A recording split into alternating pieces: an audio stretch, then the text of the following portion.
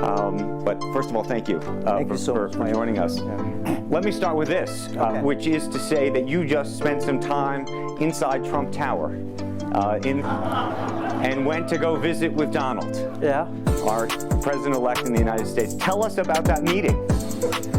Well, it's a very productive meeting, much better than I thought, than I expected. What did you expect? Well, I heard a lot, and I watched, like everybody, I watched all the news and heard a lot about him. So when I go inside, I thought, anything that, but he's very sort of open-minded, listen what I talk. So I think I'm very happy about results. And finally, when he said, he said, Jack, let me walk you down. So I think he's very happy about the results we had. Can I ask, how does a meeting like that happen? Do you call him? Does he call you? Well, how does this take place? Well, that's the question I'm asking myself. Because someday I got some requests from people say, Jack, do you want a meeting the president-elect? I say, is that true or not? Because I'm not ready for that. Because I don't know what to talk about. And then a few days later, I got another request. I got several requests, and then I saw one email with a friend, and it's very sort of specific. I thought about it. I think, yes, maybe I should go and have a talk. And at least I think President-elect Donald Trump would be happy to hear what I want to talk about. So I went. And what did you tell him? Talk about the small business.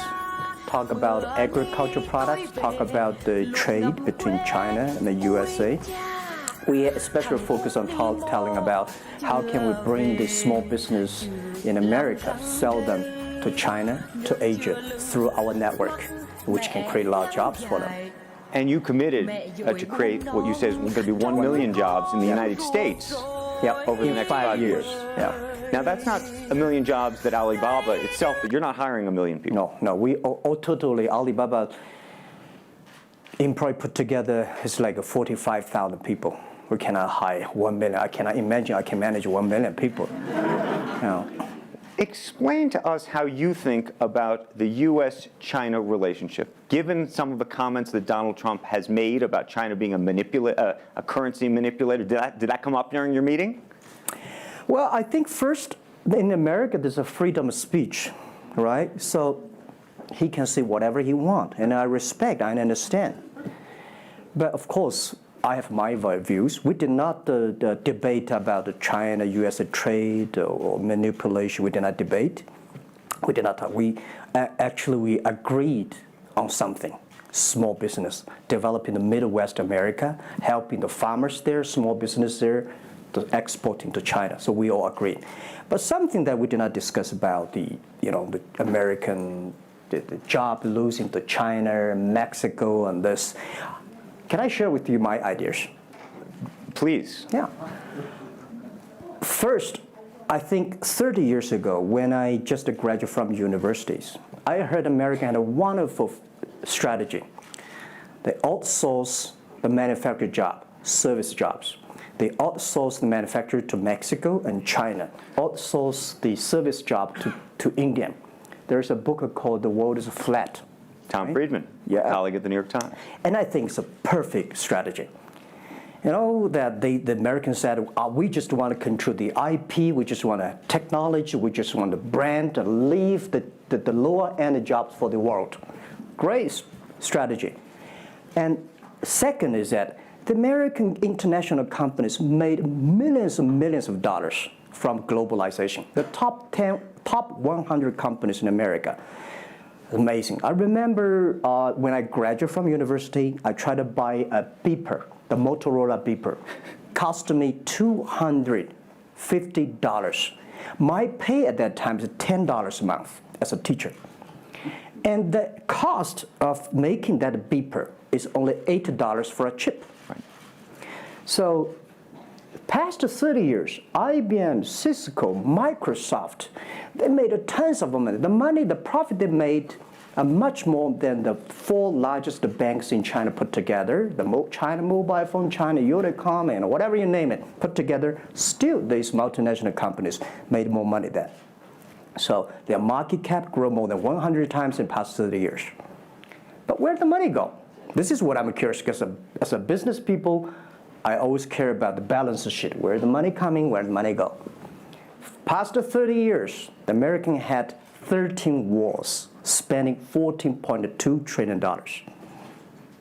The money going there. What if they spend a part of that money on building up the infrastructure, helping the white collars and the blue collars? No matter how strategy good it is, you're supposed to spend money on your own people, right? Not everybody can pass Harvard. Like me, they're not good at education, right? We should spend money on those people who are not good at schooling. And the other money, which I'm curious about, is that when I was young, I heard America is about Ford and Boeing, those big manufacturing companies. Last 10, 20 years, I heard about is Silicon Valley and Wall Street. The money go to the Wall Street. And what happened? Year 2008. The financial crisis wiped out $19.2 trillion USA alone. They wiped out all the white collars and destroyed 34 million jobs globally. So what if the money is not Wall Street? What if the money spent on the Middle East, Middle West of the United States, developing the industry there? That could be changed a lot. So it's not the other countries steal jobs from you guys. It is your strategy. Okay, but you do not distribute the money and things in a proper way. This is what I. And now we're having a backlash.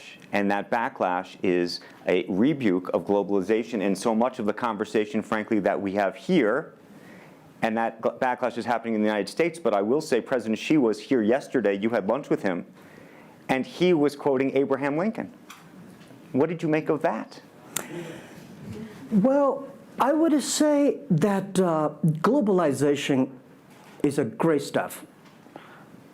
It's the USA, it's developed countries to teach us how to do globalization. I remember 2002 or 1 before China joined the WTO, everybody in China was worried. Me, I was worried. Because what if all the international products come to China, destroy our industry, and we have to lose a job?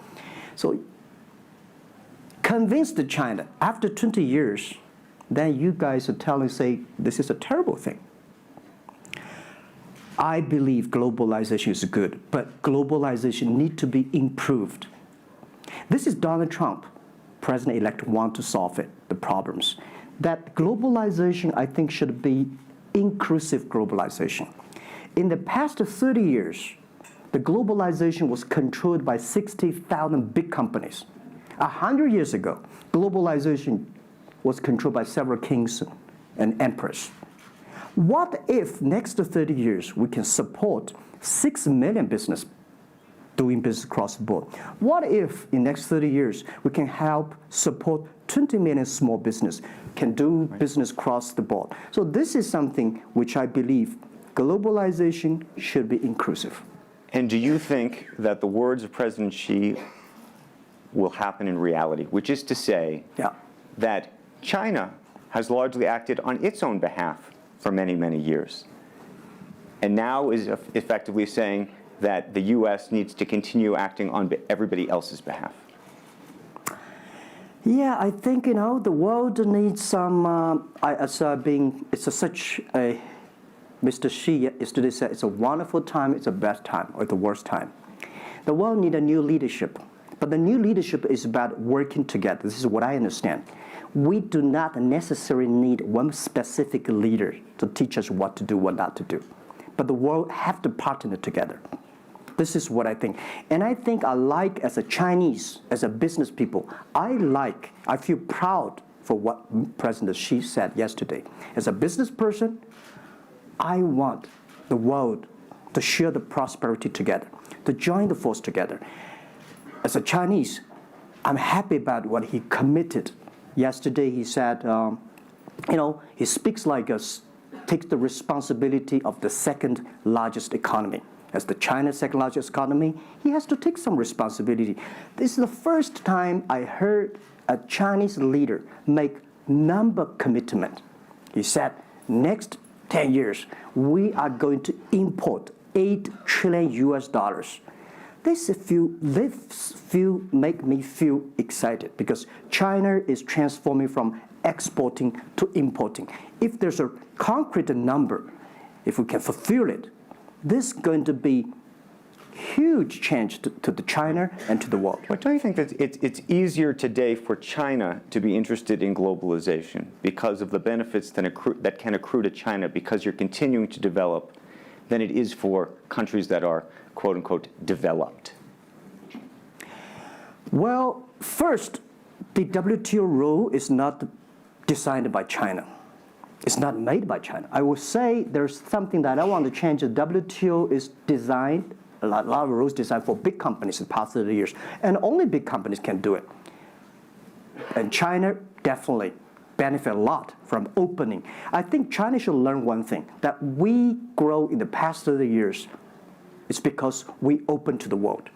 If we continue to open to the world, not fully. Okay. American business that wants to effectively go into business in China has a very difficult time, has to partner effectively with a company that's there already. This is why I said China has problems too. The world has problems. And China definitely has a lot of problems. China should open, we should be more confident. This is what I feel yesterday. I feel the confidence of Mr. Xi that he is ready to open more to the world.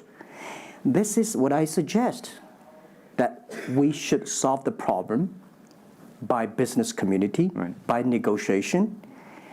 WTO, China joined WTO for like 20 years or 70 years. I don't know the number. But the past 2 years, that I think we as a business, we as a country, we as the world, we have to review something. Right. But not because unbalanced things, we stop it. You've been calling for something called EWTP. Yeah. What is that? This is what I would talk about, is that the WTO was great, but they mainly designed for developed countries, big companies. There's no opportunity for small business. We want to build up an electronic world trade platform to support young people, small business, thanks through mobile phones, internet, they can sell and buy across the board. And the other thing is that WTO is a very interesting organization. When you put the Doha round, when you put 200 government officers in a one room, ask them to agree on something, it's impossible. I can never imagine that they can agree on something together. Business should be designed by business people. So we believe EWTP should be something that the business people sit down together, agree on something, negotiate on something, and get endorsement from the government. I want to talk a little bit about Alibaba and the model itself, because I think for many in the West, if you will, they don't necessarily understand it. And to the extent that the extent that I could try to compare it to Amazon, which I know you think is an unfair comparison, one of the things that's so fascinating to me is that Amazon and Jeff Bezos have pursued what might be described as a very asset-heavy business model. They're buying airplanes. They want to own the entire supply chain from beginning to end. And Alibaba has effectively an asset-light business. It is very much, in terms of the retail piece of this, the opposite. You don't want to own the warehouses. You don't want to own the logistics companies. How do you think about that? Is Jeff Bezos right, or are you right? And is there going to be a meeting in the middle? I hope both are right. And because the world can never have one model. If the world has only one correct model, the world is too boring. Right? We need to have all kinds of models. And the people who do the model should believe in the model. And I believe what I do. Right? The difference between Amazon and us, Amazon is more like an empire. Everything they should control themselves, buy and sell. And our philosophy is that we want to be an ecosystem. Our philosophy is to empower others to sell, empower others to service, making sure the other people are more powerful than us, making sure with our technology, our innovation, our partners, our 10 million small business sellers, they can compete with Microsoft, IBM. Our philosophy is that we think using internet technology, we can make every company become Amazon. Remember one thing. Today, for our sales, our GMV last year is more than 550 billion US dollars. To hire people deliver for us, we need 5 million people. So how can we hire 5 million people deliver things for us to deliver the things we sold? The only way we do is empower the service company, logistic companies, making sure they are efficient, making sure that they make the money, and making sure that they can hire more people. But without owning the whole chain, can you do it as effectively? The idea that you're watching Amazon being able to deliver things now within hours, literally. We made 125 cities deliver within 1 day last year. Imagine, 10 years ago, deliver one thing from Beijing to Hangzhou takes about 8 days. Now you can deliver things from Beijing to Inner Mongolia, some city, within 12 hours. It's improving. You can never expect these things happen within 24 hours. We have patience. So I think, can you imagine that within the 11/11 Singles Day, we sold $17 billion, and by delivering more than 600 million packages within 3 days. This is happening, and this is what we feel proud of. It's not how much money we make. It's not how powerful we are. We think because of the technology, we can make the technology very inclusive, that every small companies can use it. This is my dream, because I started my first business in 1992 in China as a small business. In order to borrow money, 5,000 US dollars from bank, took me 3 months to acquire, still failed. So difficult to be a small business. Today, with the technology, we can empower them. This is something I want to do. One of the critiques, as you know, and it continues to linger around Alibaba, is the piracy issue. There's an IP issue, and it's an issue all over China, but you take the brunt of a lot of it. Yeah. How much progress have you made in your mind, and how do you think about some of the regulatory bodies in other countries, including the US, that continue to criticize Alibaba for these issues? First, when we start do this business, as a business like this size, you have to take all the criticism. You have to listen what is right, what is wrong. And second, as an e-commerce, when you put 10 million small business, empower them to sell. We do not like Amazon buy. We cannot check. Even when you buy $55 trillion or $550 billion, you cannot check every product. So the model itself and the e-commerce itself may have a lot of these flaws. And third, I would say in the past 17 years, we are the leader of this anti-privacy issues, the IP, protect the IP.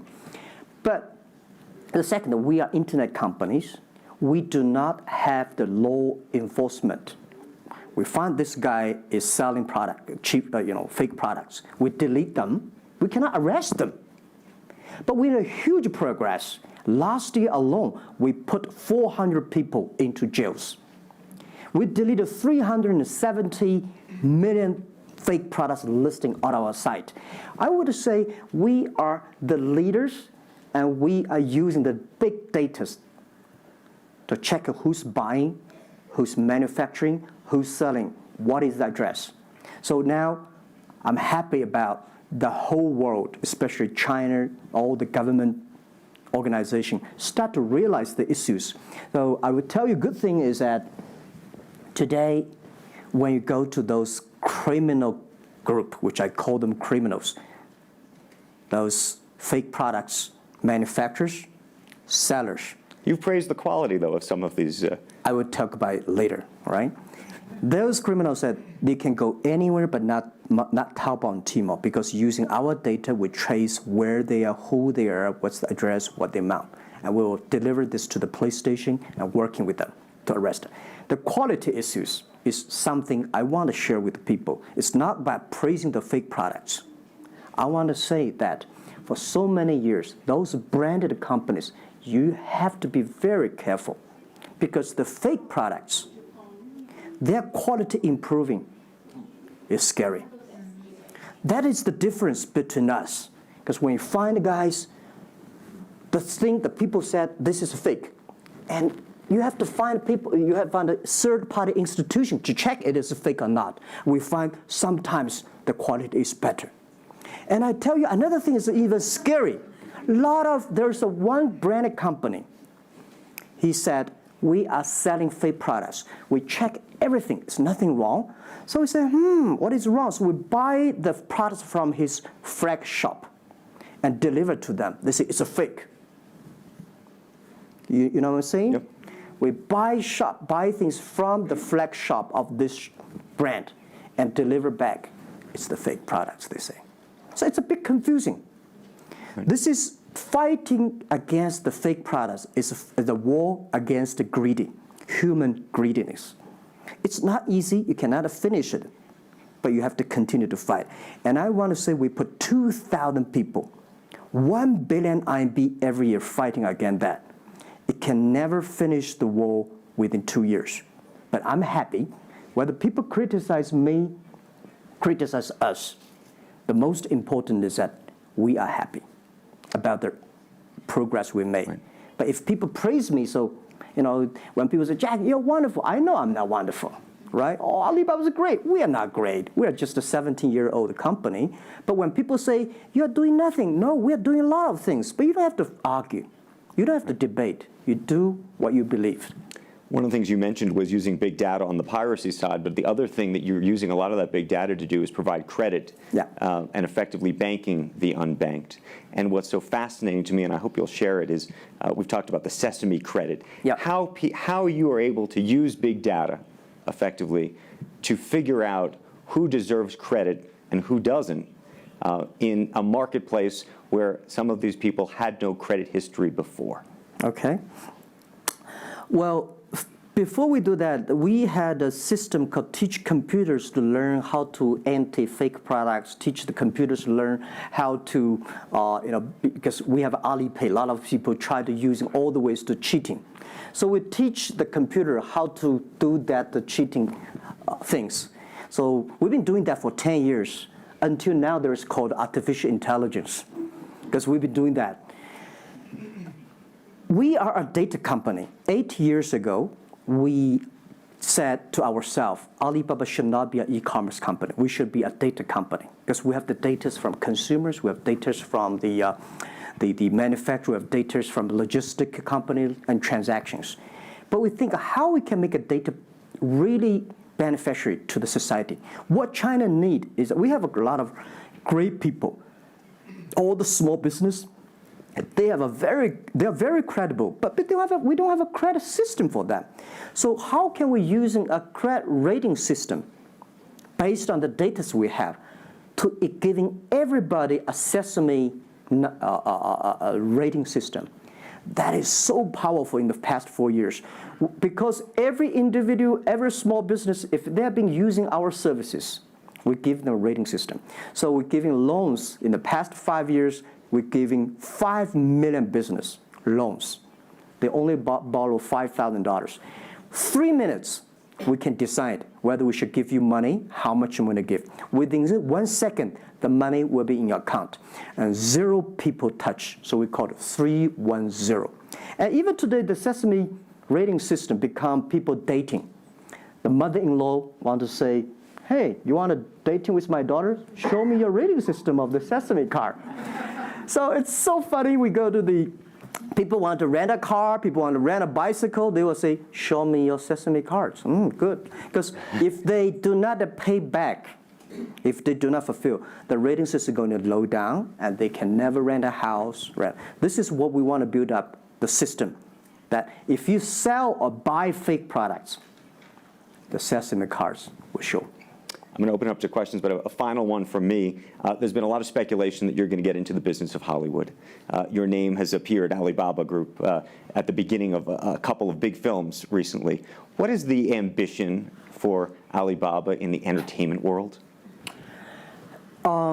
the beginning was like this. Several years, every 5 years we have a review for our strategy. Now our strategy is always to look at the 30 years and 10 years. And every strategic decisions we make, we have to ask one question: did this decision we made solve society problem?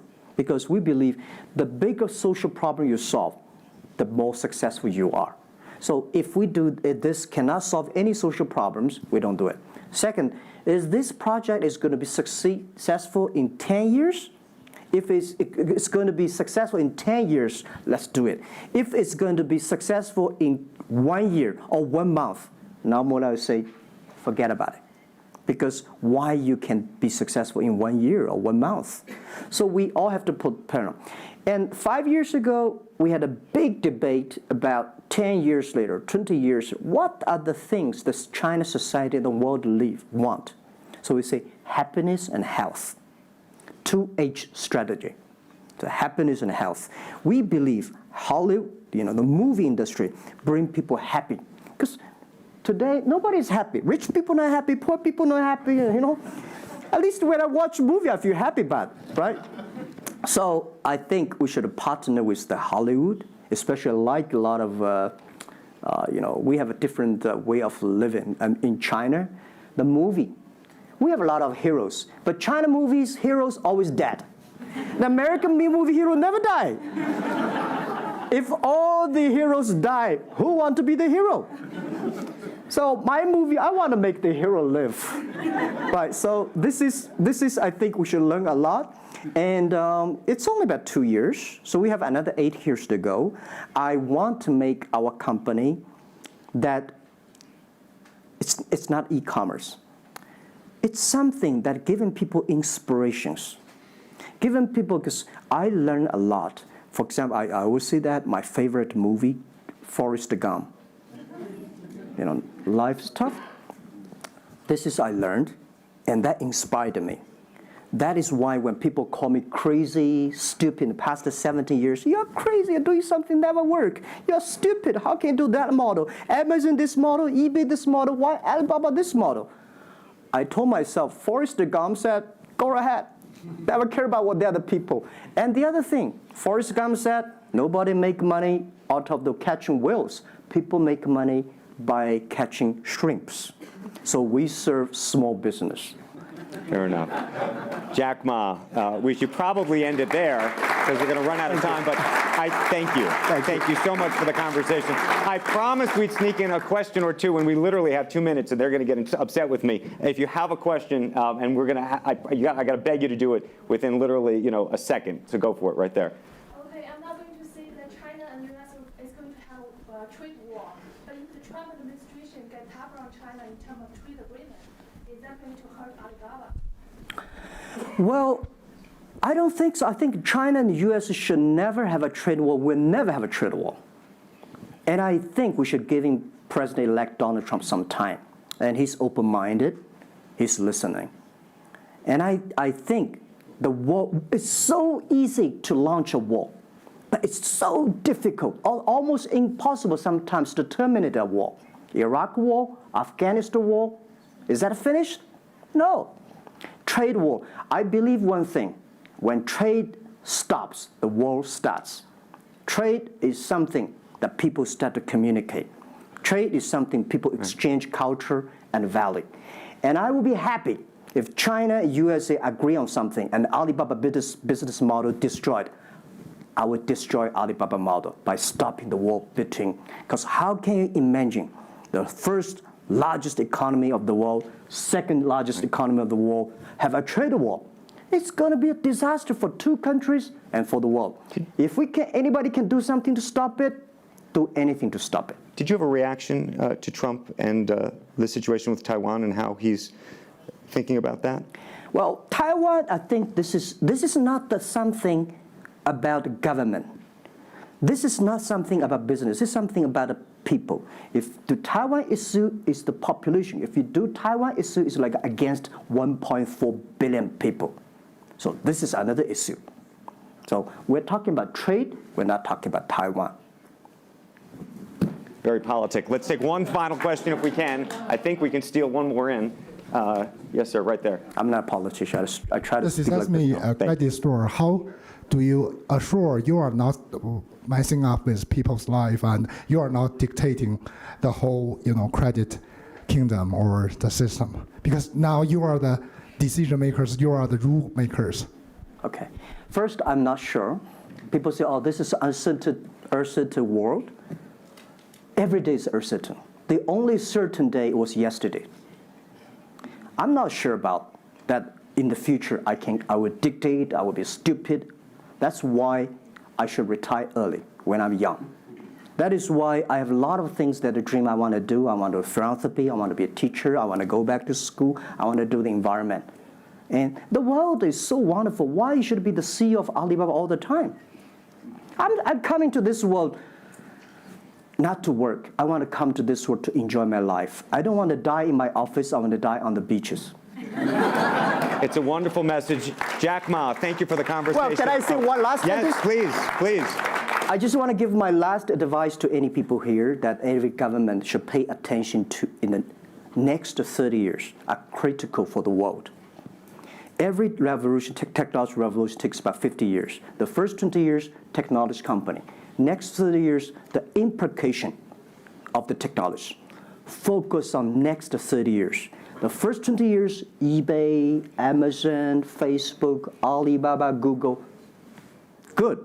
The most important is that make the technology inclusive, make the world change. This is 30 years. Next, pay attention to those people who are 30 years old, because those are internet generation. They will change the world. They are the builder of the world. Third, that let's pay attention to the company who have fewer than 30 employees. So 30 years and 30 years old and 30 employees. That can make the world much better. Jack Ma, thank you very, very much. Thank you. Thank you. Thank you. Really appreciate it. Thank you. Thank you.